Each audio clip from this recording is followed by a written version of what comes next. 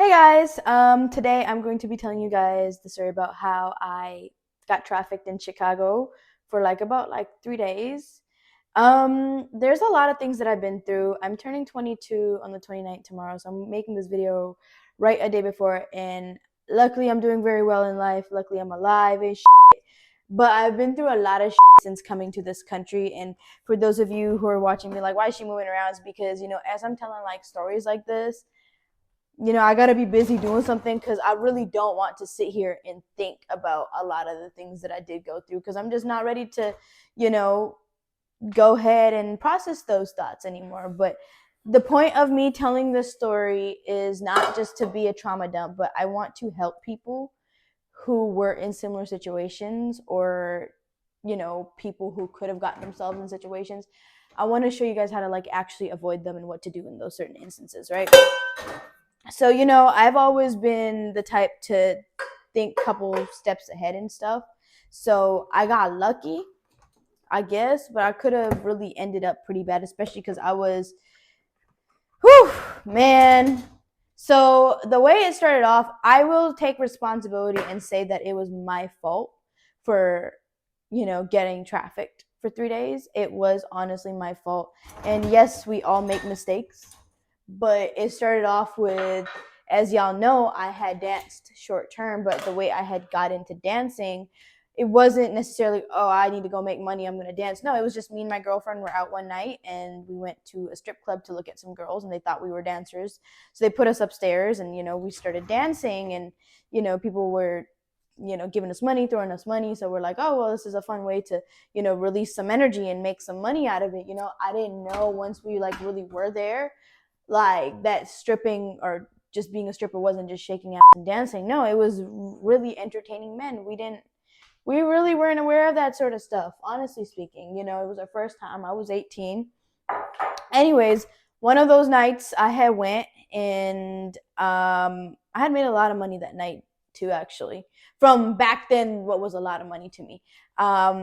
I wasn't there too many hours, probably 3-4 hours, honestly speaking. But there was a big group that had came in, and they had a whole section. Everybody's dancing and everything, and they look at me and they asked me to come dance. And back, when they said come dance, we only had one or two posts, so it was just floor dances and like that. I still have videos from that night actually as well. Not that I'm proud of it, but I did it and I'm going to own up to it, and at least people can learn from my mistakes, on here. So yeah, they threw a crap ton of money. And I remember being on the floor picking up this money, right? And I was just having fun, I wasn't thinking too much of it. I'm just picking this bread up, and there's this girl. She got long red hair up to here. It was kind of wavy, and you know, she was standing above me. So if I'm on my knees, she stood above me, and she's just looking down at me like this. And then she grabbed my chin and make me look up at her like this. And then she locked eyes with me, and she had me. The reason I honestly got in that situation that I got trafficked because I was thinking with my click. Honestly speaking, 18-year-old me, I just want to go up to and be like, no, no, no, no, no, slap the out of me. No, don't do that shit, bro, for real. Yeah, so she had me, man. And she ended up flipping her skirt up, putting my head over her skirt. And yeah, she had me. And, we got to talking, exchanging numbers and shit. And she was she didn't really seem drunk for real, but she had noticed I wasn't drinking or anything. So she had asked me, I was like, oh, no, I don't really drink or smoke, because that's the truth, I don't. And then eventually she was like, oh, okay, cool. Anyways, we exchanged contact, spent the whole night, together at the club, went back to the crib. And then the next morning, she was calling my phone, and she was talking to me. She's like, hey, my ex-girlfriend seen the hickeys on my neck, because she had paid me to give her hickeys, actually. That's a minor detail I forgot. She had paid me to give her some hickeys because she wanted to kick this girl out of her house. She's like, yeah, I got home, and then she done trashed my crib and threw shit everywhere, and she's like, I got my 2 kids in here, and she had given me a story saying she was a business owner, that she sold, clothes and lingerie. Typical female pimp story, you know what I'm saying? She was showing me videos of how she owned her little like had her little like side hustle of her own dancers and stuff. Like she was showing me all that stuff. So, long story short, she was like, "Man, I don't know how I'm gonna clean this all up." She's like, "Can you please come help me? I know we don't know each other like that." I was like, "Yeah, sure, I got you, girl." I'm being nice, but I'm also thinking was with my clique because I knew she was gonna give me some coochie, So go over to her crib, right? Bro, I didn't really know like the differences of like the hood and stuff because I was new to Chicago. But I had pulled up. Clearly, it was a ghetto area. I should have just turned around, gang. Like, but she was like, "Yo, this low key, the little trap, where you see the stripper pole will host like little parties here and stuff." She's like, "Nah, we don't live here for real." Because when I tell you the crib was so busted, bro, like I'm telling, there was garbage bags on the floor everywhere. They didn't have a stove. They had like a little like burner that you plug into the wall, and like just like that. And I'm just like, okay, it stunk. Like the bed, ain't no sheets on the bed. Bathroom dirty as hell. It just was disgusting, and I wanted to get the right. But anytime I tried to go home or get the because mind you, I didn't drive at this point, and for some reason, I was like trying to like go home at the end, and she just would like kind of convince me to either stay, but she would do it in a way where she'd be like, "Oh well, we're about to go do this right now, so you could get this and you could get that." The whole point of me being there was like she said that she wanted to show me how to make some more money, and at that point I was 18, and I wouldn't say I was struggling, but like I was trying to save up like 20 bands, what I had in my bank account was not enough, and I was trying to, be very strategic with everything. So she told me she could show me how to make money, and I'm like, cool, let's get it, And the whole time she was like, yeah, there's guys over here that would want you to beat them up and peg them and just all this shit. And I'm like, I had done this shit before. So it wasn't none new to me, but I wasn't cool with like selling cooch, right? Cause I'm like, I just was not okay with that. So she's like, nah, you ain't got to do any of that. So she asked for my pictures. She's like, I'm gonna put you up on a site. I'm like, cool, bro. This was riding me along everywhere she went, but like we were going places I didn't even know where we were, and I told her I wanted to go home to get XYZ. So she took me, there back to the house. But I can't even remember what it was, but because she was a great manipulator, honestly speaking. We kept going back to the crib, and then once she got her little rental car taken, apparently what happened was she had called these ghetto ass Hispanics, and these ghetto ass Hispanics, bro, like ghetto as hell. I'm telling y'all, ghetto as hell. They were over there drinking in the car, drinking while driving. I'm scared. I'm trying to get the out the car, trying to tell them to drop me home, just all that And eventually they're like, well, if you want to go home, do you have gas money? I'm like, but you brought me out here, I've been saying I want to go home. So they were trying to like make sure, well, you got to pay him to take you home. And gas money is going to be like 150, 200. We're 2-3 hours away, It was just some like that consistently. And I'm like, no, because I honestly, like, I had money, but like I didn't have it to spend, if that makes sense, So that's why I was even like constantly trying to look at Ubers to get the but it was just too pricey, and I felt very, very stuck. And honestly, worst comes to worst, I was gonna take an Uber and get the up out of there some way, somehow, but I really couldn't just jump out the car in that instance. Eventually it got to a point where I didn't know where the we were. She had told me she was taking me home. She told me she would have taken me. She's gonna take me home. She's like, hey, we just gotta make this run real quick. I said, no, I need to get home, bro. So she turned around with them two dudes, got to yelling at me and everything, saying that I needed to be patient and I'm being ungrateful and just all this extra shit, just going crazy at me. And I'm like, what the bro? You know? So she just acting a fool at this point. And at this point, they're not letting me charge the phone because they needed the directions. So they weren't letting me charge my phone. And when we went into Walgreens, again, I still had some money. It just wasn't enough to what I wanted my savings to be. So when wasn't looking, I done bought a charger. I done bought a whole charger. I was like, I'm finna charge my phone somewhere eventually, right? And then at one point, it's dark as I'm asking her to take me home.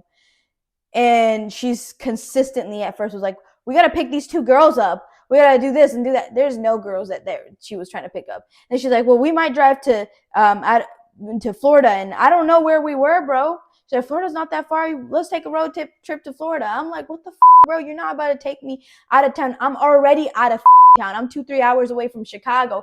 I don't know where the I am. Like, come on now. Mind you, the little battery that I had on my phone, I'm trying to check my locations and is getting further and further and further away from Chicago. I'm like, bro. So I'm like, damn, if I really resist right now, because I already had seen what was going on. I was like long ways away from Chicago. There's this ghetto in the car drinking. I don't know what the they doing. She talking about, she needs to see clients. They stopped outside of somebody's house. She just sold some and came back and, told me that they got some people for me. And I'm like, what, bro? They not trying to take me home. They talking about we finna go here, we finna go here, we finna go pick these girls up and do this, and we finna go to Florida. No. So I knew that at this point, if I was going to get my way, I had to cooperate, and just do what I had to do. I'm good at that because I've been in a lot of these similar situations before.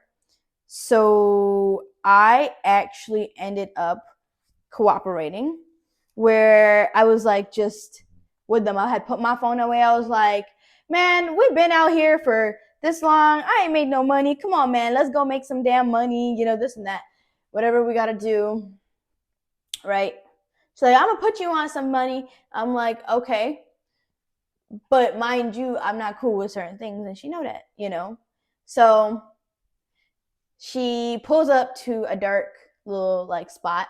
She tells me to go get in that truck. She's like, you gonna take that money first. Don't not take that money first, because if you don't get the money first and I find out, I'm gonna whoop your ass. I'm like, what? What? So put me in the truck, right? It's a black truck. I think God really blessed me and I got lucky that day, because when I had hopped in that truck, dude was Arab, right? So there are certain things that you could do to make them realize, hey, this ain't a go, Now I don't know if they knew each other. I don't know how it was. So I didn't want to like do some shit and throw my whole plan off, because I could have really went in there and been like, call the cops, blah, blah, blah. I could have got it over. I could have gotten killed right then and there, because whole time, what if they actually know each other? You know what I'm saying? So, because don't trust nobody. I don't trust nobody. So I got in the truck. He handed me $150. Okay. So handed me $150. And he had a little condom and told me to put his dick in my mouth. I'm like, what the right? So I'm like kind of like playing it off and just all this shit, right? And he's like, you know how, and I eventually like said something in Arabic, and he looked at me, he like, I literally, all I had said was la. I said no, because I could tell he's Arab. He looked at me, he's like, oh, you Muslim? I'm like, yes, and he's like, why are you doing this stuff? You don't have to do this stuff. Just come be my girlfriend. Come be my wife. I'll take care of you. And I'm like, no. I just want to get out. I just want to go home. I just want to go home. Or I gotta go. That's what I had said. I didn't say I just gotta get out. I said, I gotta get out. I didn't say I want to go home, because I was still scared. And anyways, I had got out the damn truck. got in that little car, and the moment I got, they said, "Where's the money?" So you gave 50 to the driver, and they got guns in the car. So I'm not even like, I'm not. They literally got guns in the car whole time. That's why I've been scared, because they got guns in the car. You know, gave him 50, gave her 50. She's like, "Keep that 50, right?" What the fuck? Then she's like, "We finna spend the night in the hotel," because mind you, we're like hours away from Chicago. I don't know where we are, you know. So book a room. I said I can't book a room under my name because they wanted to do it under my name. I'm like, nah.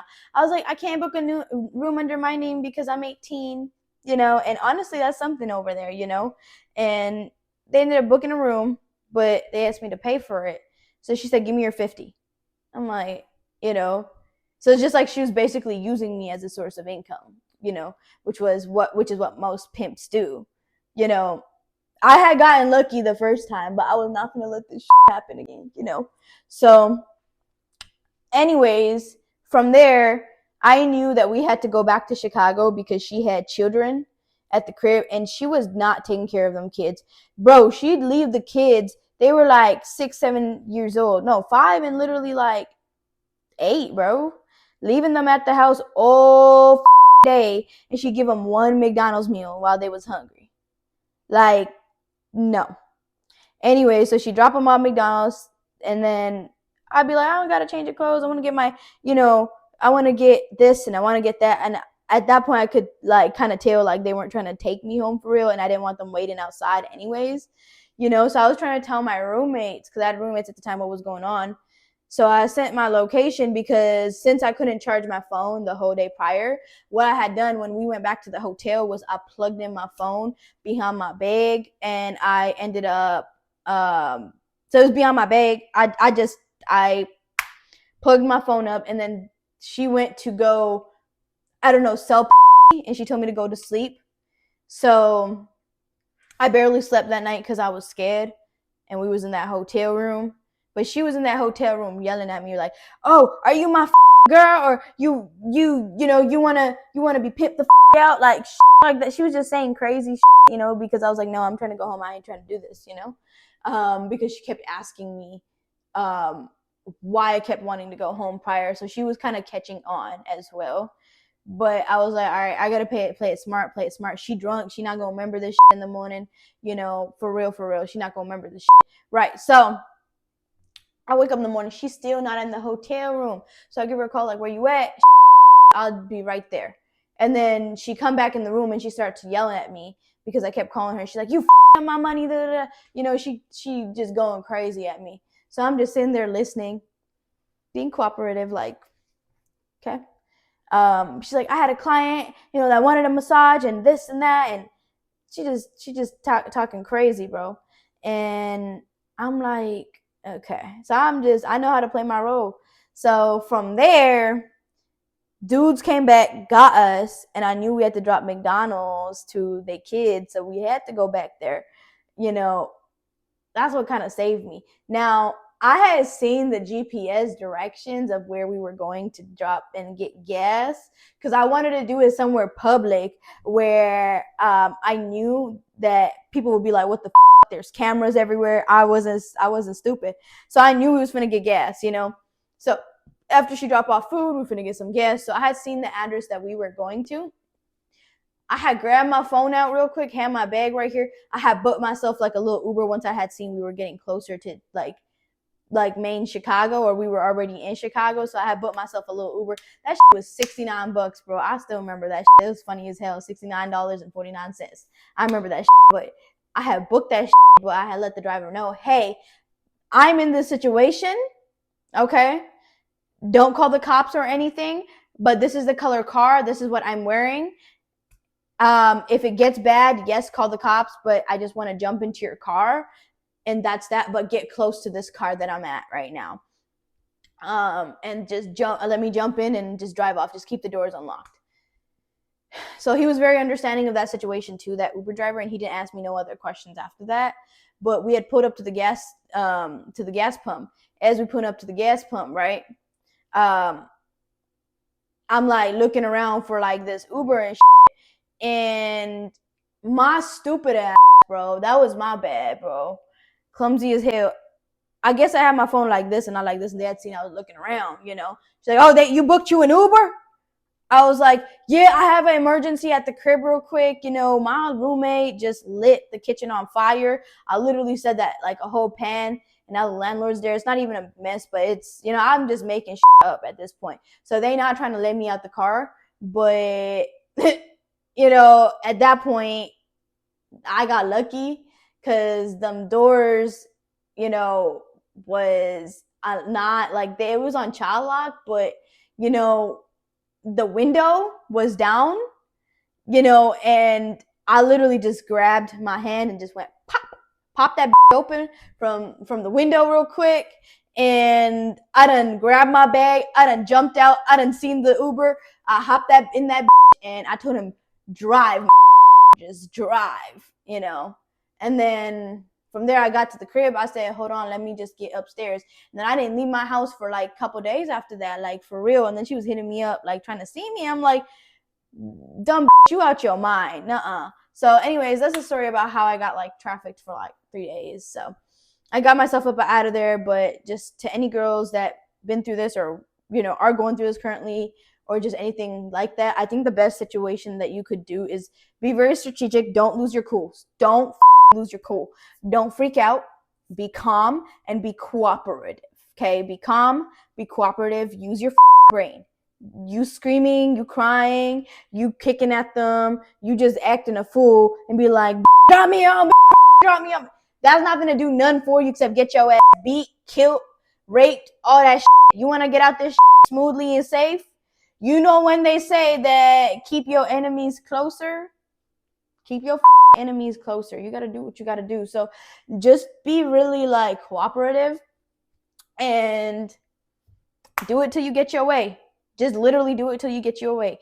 And I promise you, it will work. Just be cooperative, use your brain, move in silence the same way I did, and get the out of there. But yeah, that's my story, y'all.